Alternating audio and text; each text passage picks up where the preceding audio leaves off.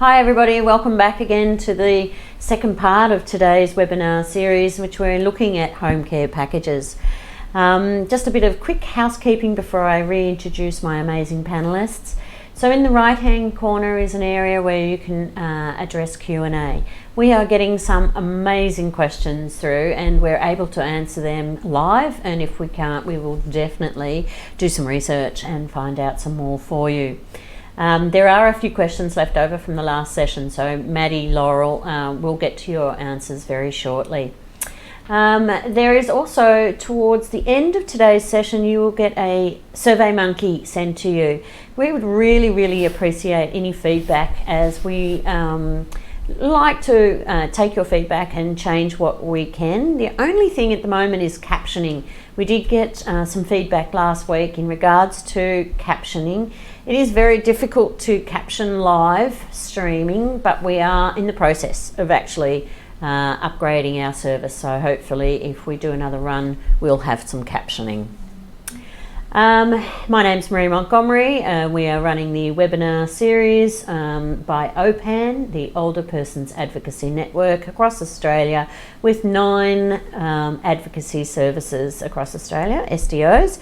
So we have, and I want to acknowledge them because I'm constantly mentioning them, that there are 9 advocacy services. So there's Adacas in ACT, Advocacy TAS, Advocare in WA, ARIS in South Australia, ADA Australia is Queensland, and 2 in the Northern Territory.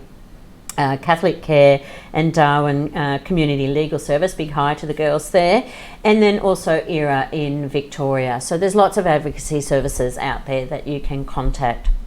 Alrighty, so here I have Elise Nolte down the end, the amazing woman with lots of answers to my very hard questions some days, ACAT team manager here at Mercy Health in Albury. Thank you for being with us. No worries, thanks for having me. And Georgina Hill, Leave Better, and covers a huge area, guys. It's amazing. Community coordinator. That's correct, yep. Thank you for having me. Oh, it's a pleasure. It's a real pleasure. We've had lots of fun. And then Maria Berry, who I've said it's her birthday today, Health Consumer Representative. So again... Thanks, Marie. Yes. I'll pay for this later. She will. All right, so now in the second part of the webinar, we're going to be looking at some more structural components of home care packages. And I guess predominantly your service care agreement, your care plan, fees, and any other particularly important things such as the new Charter of Aged Care Rights and responsibilities in regards to home care packages. So I'm going to start initially looking at service agreements and I guess care plans. So Georgina, I know this is a big area of your expertise. So if we were looking at a service care agreement, what sort of things would the consumer expect to see within that? Well, generally speaking, I mean, with Live Better in our service agreements, I mean, I can't talk for other providers. Yes. You have to and look also, around. when we think about it, we're also state-based, so there are some nuances across right. Australia. So Yeah, it's different. In our service agreements, we include a quote, which you would have should have received before actually signing up the service agreement. It's a quote for the services that you are going to be receiving. You would receive a care plan, which is the basically your needs and requirements to be able to remain in the home, and those of the carer as well. We include a price list, and the Charter of Aged Care Rights, and the agreement itself, basically, and it includes the it includes the service agreement should include, separate to the quote, any fees, administrative fees that you can be charged on different occasions that may not be in the quote as such, exit fees and other additional fees, maybe travel, depends on the provider. Shop around to find out, what's available. But it's all detailed in the service agreement. Cool. So if we look at your care plan, I guess, first of all, let's really break this down. So you develop your care plan with your provider, and the care plan should outline your care needs. That's correct. in all areas. And when the coordinator would come to your home, they would discuss what your needs are. What are your needs to be able to, for you to remain in your home? What are your needs? So then it's the care plan will go through and specify all the different areas as per the discussion. It can include medication, personal care, domestic assistance, travel, transport, social support, any needs that you have requested during the assessment. Okay. All right. And that's the coordinator's assessment, yeah? That's right. So I guess if we take that back a step, so we have the ACAT assessment. So we've got the call centre, the referral, the ACAT assessment. Do you want to discuss that a little bit more again, just so that we're clear on what an ACAT is? Sure. So there's obviously, we spoke about it last week, the two arms of the assessment service, if you like. One side is the Regional Assessment Service, which is for your CHSP services. The other side is for the Aged Care Assessment Team. We assess people for services under the Act. We ourselves, once we do an assessment, will come up with a support plan. The client gets a copy of that as well, so you can see everything that we've written, and also what we saw when we came and did the assessment. That is then shared with the service provider, so that hopefully you're not asked the same questions by everybody involved, because I know that can be quite tiring.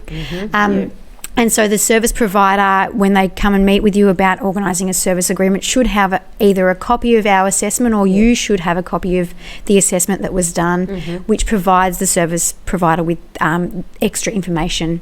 Okay. Basically, we would look at the ACAT assessment, and we base the questioning around it just to confirm that they still are standing, because there sometimes can be a little bit of time lapse between when the ACAT assessment's done and the home care packages come in place. So we just reassure that those are still the requirements, and their needs haven't increased. Okay. Yeah. Good. Excellent. So that gives us a little sort of journey, I guess, step by step. So the provider picks that up, the one that you've chosen too, by the way. So again, if you need to find a provider in your area, you can go to the My Aged Care website and find the provider tool. It's a highlighted, underlined little tab, and click on that, pop in your postcode, and it will come up with the providers in your area. The service is listed, and now it's up to the providers to actually fill that in on the My Aged Care website, which was something I was not aware of. I thought that was quite interesting. So the services, they're culturally services that they can provide as well, and you can compare. Choose 3 and compare. So we advise shopping around. Definitely. Good. So once you've chosen that provider, we will sit down and we will go through specifically your goals. So what sort of goals do people have? Basically, there'd be goals to remain in their home. I mean, what do we ask, rather we don't go in there and say, look, we're going to do all the domestic assistance for you. What is it that you can't do? What can you do? And what would you like to be able to do in the future? It's about enabling the person, not going in there and doing everything for them. Beautiful. Our goal is to enable them and so they can remain in the home. Fantastic. And I think that's so important that we take that reflection, and it's about enabling, as you said, and maintaining home the way that they would like, an older person would prefer. Yeah. Alrighty, so we're now looking at the care plan, and it says in here, and this is coming directly from the My Aged Care website, so I'm trying to marry the two as closely as we can so that there is some clear guidance. So it's under your services. So your care plan includes exact care and services that will be provided to meet your goals and needs. And that would be based on your assessment. That's Is right. that correct, Definitely, Georgina? definitely. It's very individual, isn't it? So definitely. I guess that's something as well that makes it a bit more convoluted, is that I want to know what a home care package is. but it's only related to you, your home care package, isn't it? Yeah, so tailored to the individual and consumer directed. So those are the key words here where we're talking about home care packages. It's basically you're in control of what package you receive. Okay, good. So if I decide I wanted some mobility aids and maybe some home maintenance so that I could not have steps or a rail for the steps, then that would be what my home care package would involve. Yeah, absolutely, over time. And I guess some of those may involve waiting a couple of weeks so that your funds build up so that you can then use those funds to pay for ramps or equipment as required. Yeah. Okay, and that's a really good question, because I did read on the My Aged Care website that it doesn't always happen instantly. You do have to wait for that funding to reach a level to pay for the changes and modifications in your home. And that's right. And under, like for modifications, that we would organise for an occupational therapist to come out. So it's organising, for a time for them to come out as well. So you're fitting in with quite a few different people to get the service in place. That's a very large role, coordinating all those different people, isn't it? Oh, it can be. Yes. It can be, yeah. And I think that's one of the benefits of a home care package is that you have that person to do that for you when you may not have the capacity to do it yourself. Yeah. And that one person to call. Yeah, I mean, home renovations itself is a nightmare, so I'd love it. You want to come and organise mine? I do enough Monday to Friday. Excellent. Good. So let's look at your package budget. Okay, so under the My Aged Care website, your package budget sets out the total amount of funds available for you to use, and it breaks it down. So we've got government contribution. So that's a subsidy, isn't it? That's right, and it's paid on a daily basis. So it's not a lump sum at the beginning. It's on a daily basis, and an accrued. It's claimed at the end of the month, but it's accrued on a daily basis. Okay. And then your basic daily fee, so that's your contribution. Yeah, the client contribution. Yeah, which everyone receiving a home care package can be asked to pay. Yeah. Then we have your income tested care fee, which we're going to put in a fee estimator very shortly. So we're going to be quite practical and just make up some numbers and see how that works out for us. And then any additional fees that you agree to. Now, I'm going to essentially say that again, any additional fees that you agree to. So this is what's really, really important about shopping around and getting that quote and what's the word I'm looking for? Comparing them both. Definitely. Okay, so what fees, and just briefly, we're not financial advisors here, and our caveat is that you should always speak to My Aged Care and Centrelink, and any financial advisor if you have one. So that you are prepared and understand financially where to go. And quite often there are financial advisors at your local Centrelink office. I know there is one here in Albury. Okay. And across Australia there would be financial advisors, and they're the best people positioned to be able to provide you advice on that. Okay. Yeah. Now, also there are exit fees. So just quickly, and then we'll do the actual practical, because I know Tom's trying to catch up with me. So exit fees, what are these with every provider, or Oh, as far as I know, it's with every provider, but that will be detailed in the home care package. Exit fees generally should, if they're from when you move to another provider, but that comes out. It's not out of your pocket; it comes out of the home care package. But it will be detailed in the service agreement. Okay. So just to clarify, in the service agreement, I should get a quote for the services. Yep. The services that we have agreed together that I require to keep myself enabled in home. Yep. And just note that those services we've agreed to at the time of the agreement are not set in concrete. A couple of weeks' time, you might think, look, I need some other services. Okay. You can do that. We don't have to provide the services that we've agreed to on that. They're not set. So it always can change because people are changing, their needs are changing, the services change accordingly. So it's directed by the customer.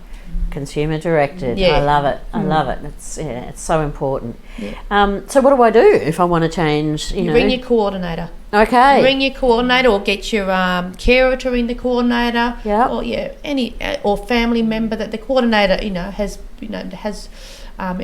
permission to talk to you on your behalf. And that brings up a good point, that authority as well, that we should have at the beginning. It's all about planning and being aware of who would I like to be my authority. And I think, Maria, you can be mine. I think and, you know, what's it going to cost me? What services do I need? And, that it's fluid, and that's really good. Definitely. I like that. Yeah. Excellent. Was there anything else? I was talking about exactly what needed to be in the actual service agreement. So, and the charter of account. Yeah, so the Charter of Aged Care Rights. So before we jump into that, let's just do the fee. It's now the fee estimator, no longer the calculator. Have we got that up, Tom? Okay, so let's pop in. I haven't got a screen in front of me. I do apologise. So I think the first one is your pension or your income. That's correct. So we've sort of figured out a pension would be roughly $500 to $600 a fortnight. Is that correct, ladies? I believe so. Yep. Yeah. You can always do a Google search on that one as well. And then so you would put that amount in. Then also any assets. Now we're going to just pretend here that we have an asset of, say, a home of about roughly $300,000. So we're in regional in Australia, so they're a bit cheaper. Yes. So then I think you go scroll down and hit the button that says give me an estimate. And yes, so we get an estimate of your daily fee. Is that correct there? And about $9.44 would be the daily amount of the fee that would be that you would be expected to pay towards your services. Is that correct? That's right. Cool. Yeah. Well, the basic daily fee has come in. Is a different. It used to be a set amount, regardless of what level package you are on. Okay. But now it's come in the debate since the 1st of July. The basic daily fee and the maximum that a client can contribute is dependent on what level of home care package they're on. And they slightly increase as they go up? That's right. The maximum being $10.54 for a level 4 per day. Yeah. Good. So again, we recommend in regards to fees, finances, to go to Centrelink, to go to the My Aged Care Centre, and also when you do have your service agreement, it's available to you 24/7 in the My Aged Care client portal. Okay, so the information is there for you to log on in, and you can always ring the call centre if you have any concerns. So let's have a look at some questions. So we had some, like I said, from the last. Maddie, when clients require home modifications but don't have enough money in their home care package to pay privately, what other options are there? So I guess if you're on a lower level package, so if you are getting a level 1 or a level 2, you do have available to you to access CHSP services as well as a home care package. Okay. So it would be worthwhile, if you are on one of those lower level packages, working out if there is a CHSP service provider in your area that provides home modifications.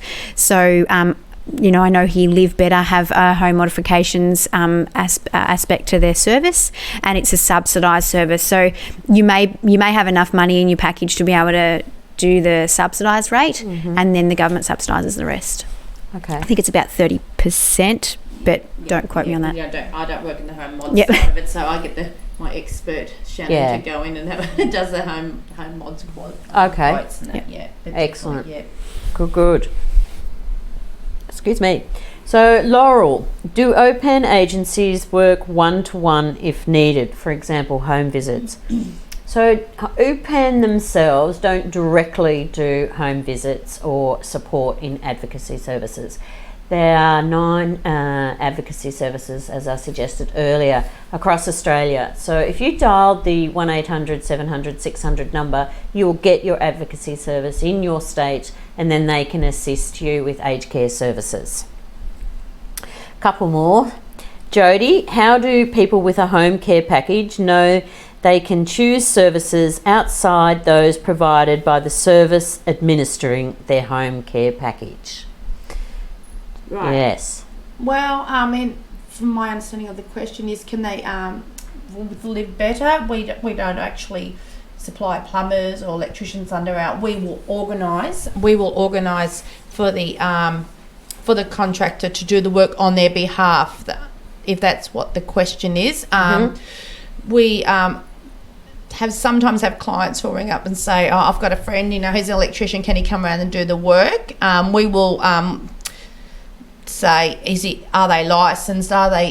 Do they have police checks? Are they qualified? Do they have insurance? So, we like the clients to contribute towards it and have a say in what's happening with their who comes into the home. But sometimes we have regulations as to who we can allow to go in the home for their own safety. Yeah, and I imagine there's a lot of preliminary work there to contracted services so that you can keep your client safe, which is the priority. Definitely, yeah. Excellent, good.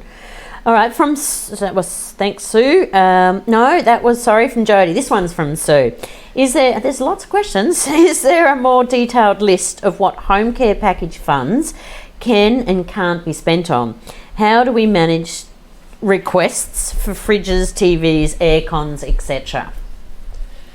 Well, and we've had a big discussion about this one, but there's not an exclusive list. It's more like what's not included. Okay.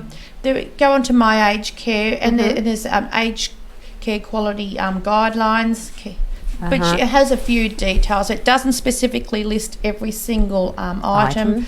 The home care packages can't be used for utilities, so that's electricity, water, or anything like that. It can't be used for medication that is subsidised under the PBS. And it can't be used for Meals on Wheels. It can't be used for the food, but it can be used for the transport of the food and the administrative side. And it can't be used to pay for rent, mortgages, or anything like that.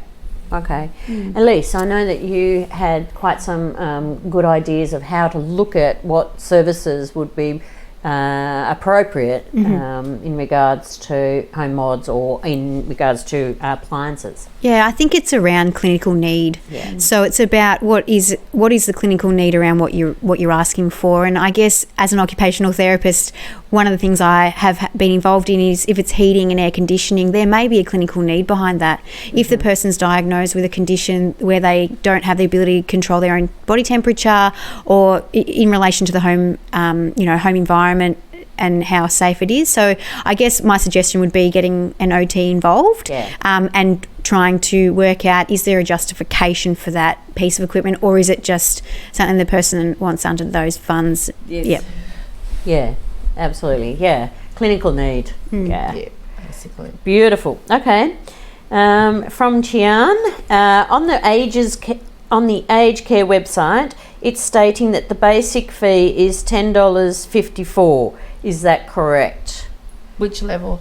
It's gone up. It's gone up. It used to be $10.54 before the 1st of July for everybody. Now it's it is staggered depending on what level home care package you have been allocated. Yeah, and also dependent on your means. Yep. I was just about to say, so that's come in recently as well, the means testing as well.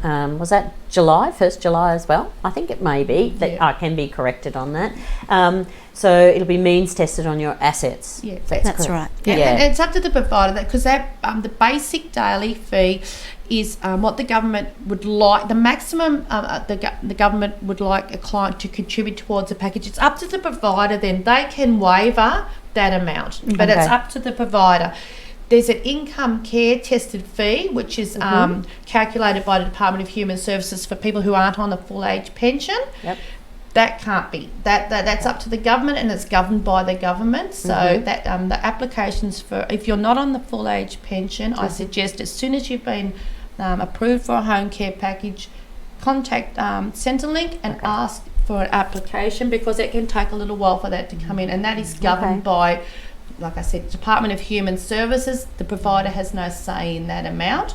They can waiver the basic daily fee, but they can't waiver the income tested care fee. Okay, income tested care fee. Yeah. All right.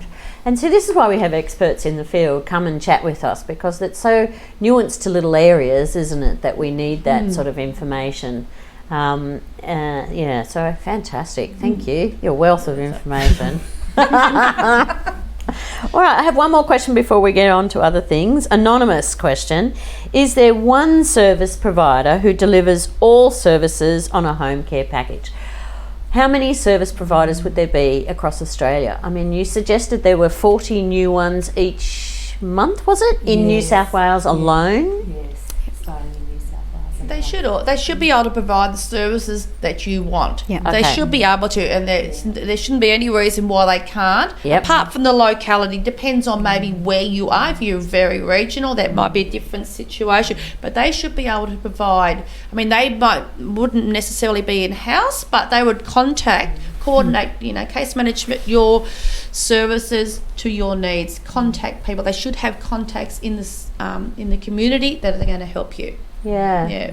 Really important to shop around, isn't it? Definitely. And I guess that's the idea of a home care package is that it is provided by the one service provider as opposed to CHSP services, which is not necessarily depending on capacity. So you should be going with a service provider who can broker other services if they can't provide that service themselves. Yep. That would then be funded by your package funds. Definitely. Yeah. Beautiful. Thanks, ladies. All right. So we're going now into the responsibilities, rights and responsibilities in regards to home care packages. And I think very specifically, we're looking at the new Charter of Aged Care Rights. And Maria, I'm going to go across to you and just ask you, why is the new Charter of Aged Care Rights so important in regards to consumer-driven care? The new charter is really important. What it was, it's been combining other past charters all into one charter, making it much simpler. So it's covering home care, it's covering residential care, it's covering all sorts of areas. The charter is really important because it is all about your rights. Yeah. It's also making ensuring that the provider is following your rights, respecting your rights. So a few people said to me, it's another piece of paper that we have to read and we have to sign. But really, I think it's really empowering because I think it's important that everyone out there knows and understands they do have rights. And I sort of look at it that it's like an agreement between yourself and the provider, and you're both are acknowledging this. So you don't have to sign the Charter of Aged Care Rights. A provider, all they have to do is just make a document that the client prefers not to sign it, but the option is there to read and have a look at it. And I think it's really powerful. It talks about a lot of things in there. There's 14 of them. 14, yeah. And I think it certainly is an opportunity for everybody. It's really important. Everybody has rights and responsibilities, providers and yourself as the consumers or the customers. Yes, absolutely. So the 14 rights actually clearly, very simply write down what is your right with regards to your aged care services. There are also some responsibilities that I think are interlaced with receiving aged care services or being the consumer of aged care services, and that would be to acknowledge the wonderful work that you do, but also be what's the word I'm looking for? I guess a partner in this relationship of providing services, and to have a honest and realistic expectation of the services provided. So would you agree with that, Georgina? Is that something that you find sometimes, or? Sometimes the expectations, like we may provide domestic assistance by a home care worker, what is required of the home care worker. If it's not to the client's some home care workers are not allowed to use high chemicals, window cleaning, climbing up on ladders and all that. So what we would do in that situation is discuss with the client and say, well, we can bring in professional cleaners to do those sort of jobs that the home care workers are not able to do. So it's basically discussing with the provider any feedback, good or bad, so that your care plan can be changed to your needs. Beautifully put. Basically. Yeah. And I think that's the responsibility, to be open to communication, and that you can complain, and there is definitely a site on the My Aged Care website for complaints. It's well within your right, but I think just sometimes a phone call to your case manager, coordinator can sometimes iron it out pretty quickly. Because sometimes what I may think's clean on someone else, or what my expectations are, it may be different to someone else's. So you just need a little bit of communication. And and I can see Elise is biting the bit down there. Come on. I think the other thing is that there's much more of a push towards wellness and reablement as well. So it's not about service providers doing everything for you. It's about trying to enable you to do things as well for yourself wherever possible. Definitely. Absolutely. Yeah. So we are at time, everybody. It does go quick, doesn't it? Yeah. I would really like to thank you all very much for your time and expertise on the panel. I know that you are very, very busy, and I sent about 6 emails because there were changes in dates and times and venues. So thank you again so very, very much. And thanks to the audience out there for watching and getting on board, and for your wonderful questions. Please don't forget, we're going to be sending an evaluation survey monkey. Please, please, please fill this in. The more we know, the better informed we are, and the better that we can research and answer all your queries, questions, and help you navigate My Aged Care. Big thanks to Tom, he's done a great job again.